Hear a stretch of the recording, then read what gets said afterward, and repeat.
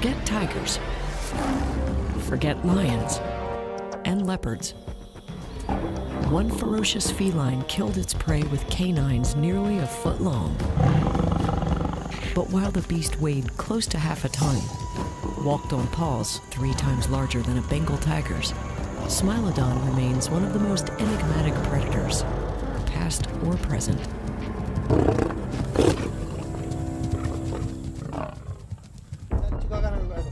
Now, scientists on different continents are breaking into Smilodon's secret life through those incredible fangs. So there's lots of advantages of having these elongated sabers, one of which is the ability to have your prey bleed out very quickly. Dr. Larissa DeSantis is a vertebrate paleontologist at Vanderbilt University. The saber teeth are actually as long, if not longer, than some T-Rex teeth. Dr. Nicholas Cimento is at the Comparative Anatomy Lab of Vertebrate Evolution in the Natural History Museum, Buenos Aires. Esto es un material original. This is original material from a saber-toothed cat, a Smilodon populator. It was found here, in Rio Areco, in the Pampas region. His new discovery in Argentina suggests that knife tooth used its canines not just to dispatch prey, but to battle with members of its own kind. El estudio que realizamos nosotros. The study that we conducted was based on 2 skulls that had a perforation in this area. And when we began to analyze the fang and then introduced it into the hole, it fit perfectly. The damaged skulls weren't found together, but both have similar holes at the top of the nasal area, between the eyes. Nicholas quickly ruled out natural decay and disease as possible causes of the wounds. His team concluded that the injuries could have only been inflicted by another large animal. A swift kick from a hoofed mammal would leave a very different type of injury. Bear or dire wolf fangs would have left much smaller punctures. Acá tenían un agujero. Here, it had an oval-shaped hole, and the shape coincided with the canine of a saber-toothed cat. So what we did was insert the canine into that hole, and it matched the shape and fit perfectly inside the skull. The punctures in both skulls could only have been inflicted by other Smilodons. So this is a wound that would have undoubtedly caused the animal to die. The Argentine specimen shows a wound that appears to be instantly fatal. It's a huge discovery, as Smilodon fossils are relatively rare in South America.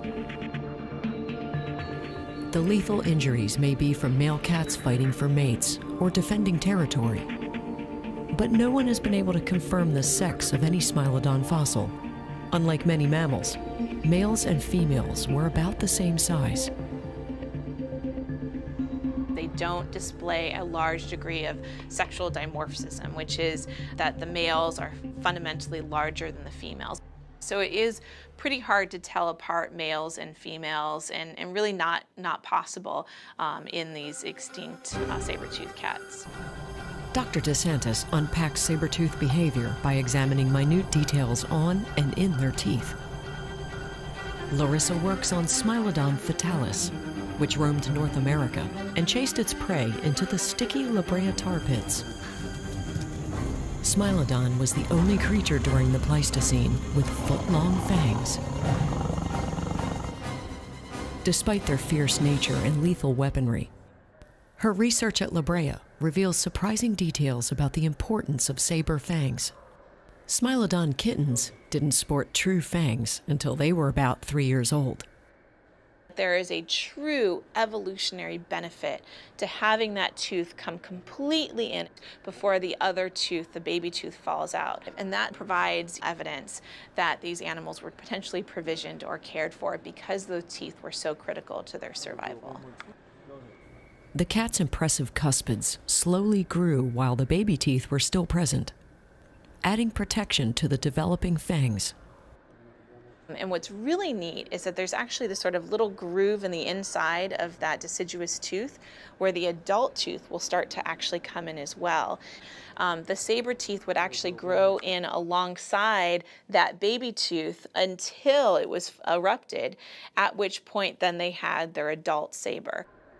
But then, those fangs grew twice as quickly as those of modern-day lions. That's twice as fast as human fingernails, about a 1/4 inch per month. Until their weaponry was fully developed, Smilodon kittens needed to stick close to mom. It was taking a long time for these teeth to develop, and those were that critical for hunting, then there may have been an extended period of parental care allowing for these animals to become more mature and able to hunt effectively on the landscape. This suggests that the prehistoric cats may have had expanded family structures, similar to wolves. There has to be some level of care for the young individuals that's compensating for the fact that it's going to take a long time for these sabers to develop. We're not sure if saber-toothed cats hunted in pairs or in prides, but they worked together. We think that they were at least hunting in some sort of multiple cat scenario because of the high abundance of saber-toothed cats found at La Brea. On hot Pleistocene days, only an inch or two of sticky tar would have trapped animals forever. So if you have leaf matter covering these tar seeps, or if it looks like it's a watering hole and you sort of step in, all it requires is stepping in a few inches even to begin to get stuck and unable to move yourself out. Smilodon preferred to ambush its prey, force it into submission, and then bite down.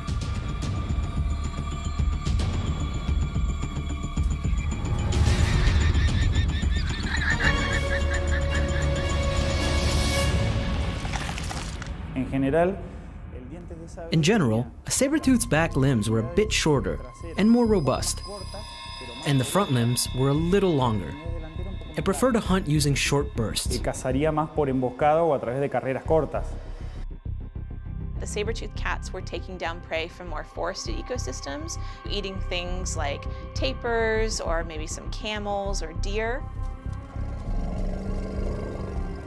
The prehistoric landscape was rich with forests and prairies, with many big beasts. Giant ground sloths, short-faced bears, mammoths and mastodons, and camel-like creatures lived side by side with Smilodon. Saber-toothed cats were the apex predators throughout Pleistocene America, first appearing 2.5 million years ago, then vanishing just 8,000 years ago. Había mucha disponibilidad de presas. There was a large variety of prey, and saber-toothed cats would choose the largest and heaviest. It could consume a young mastodon, so a 1,000–1,500 kilo animal might have been hunted by a Smilodon.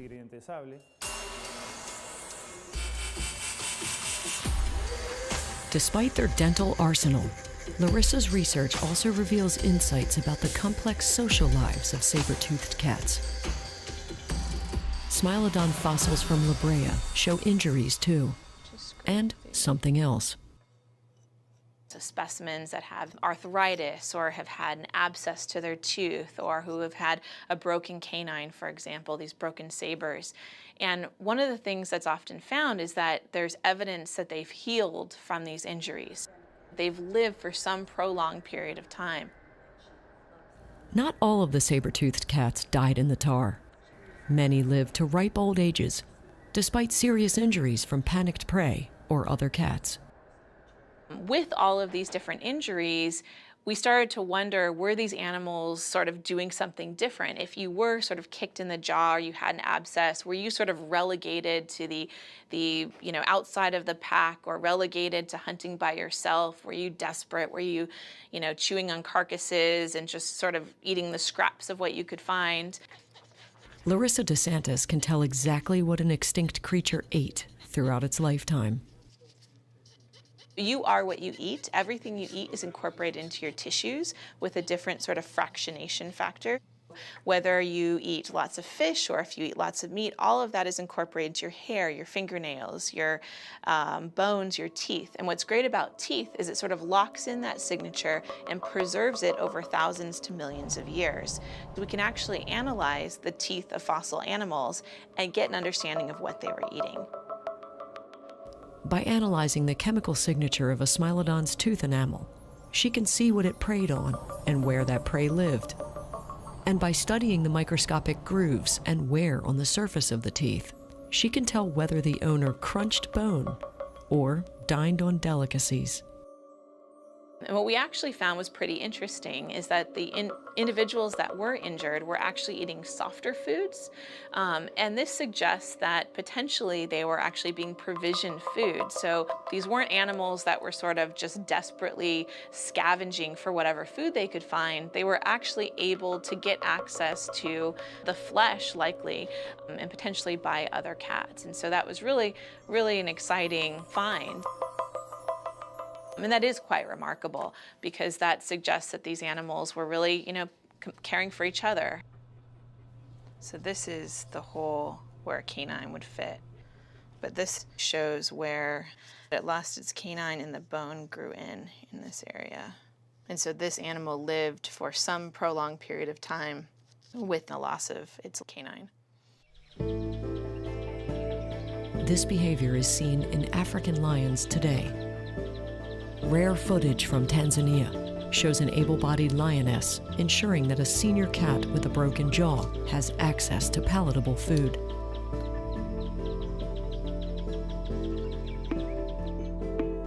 While the discovery in Argentina reveals that Smilodon may have been even more ruthless than previously thought, these great saber cats clearly developed strategies that ensured their survival. Smilodon disappeared frustratingly close to us in time, going extinct around the end of the last glacial period, when humans were relatively new to the Americas. Did they meet their match in us? La mayor parte de los herbívoros estaban adaptados a vivir en lugares. The majority of herbivores had adapted to live in wide open spaces, in the giant grasslands of South America.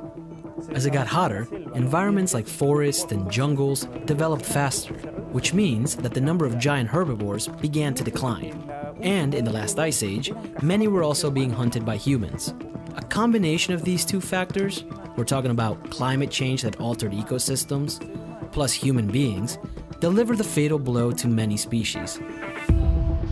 The other great thing about La Brea is that we're finding these fossils from about 50,000 years ago till the present. And so they have different ages and different dates. And so we can begin to actually tease apart the cause of this extinction, the effects of climate change and human arrival on the impacts of these animals and why they may have gone extinct. Saber-toothed cats were incredibly successful for a very long time. And some scientists believe that we're just in a lull between Smilodon and the emergence of a new species.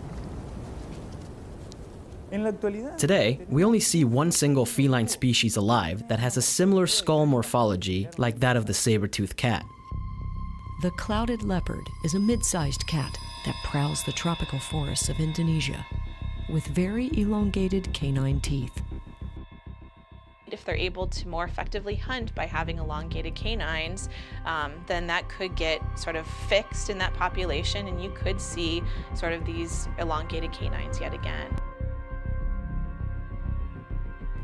Long killing fangs evolved so many times during the past 20 million years that there's every reason to believe that a new saber-toothed cat just might roam Earth again.